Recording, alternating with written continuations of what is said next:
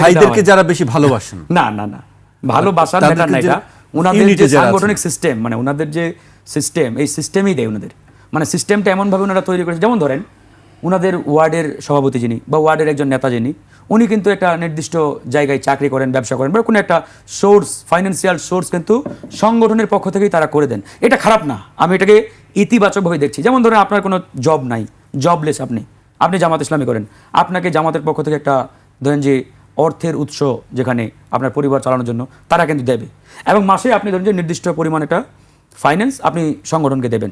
এটা কিন্তু নেতিবাচক না, আমি আবার বলছি ইতিবাচক।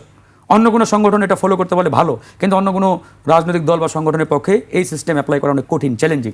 তো এই জায়গা থেকে জামাত কিন্তু ডেভেলপ করতে পারছে। এই জন্যই বললাম যে জামাত সবচাইতে বেশি এখন পর্যন্ত নির্বাচনী গণসংযোগ প্রচার প্রচারণায় ব্যয় করেছে এখন পর্যন্ত, কারণ আমার ভাইতে বলতে পারি।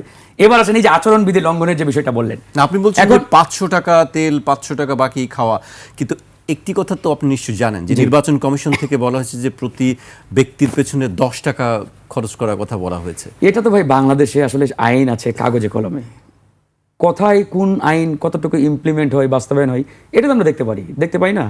এই যে ভাই বললো, ভাইয়ের ওই যে প্রচারণা, এই যে পোস্টার ছিঁড়ছে, এটাকে আইনে আছে আমাদের কোথাও?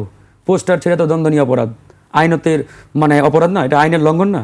তো ওনার পোস্টার ছিঁড়ছে, কই আইনের তো এখানে কোনো অ্যাপ্লাই আমরা দেখি নাই।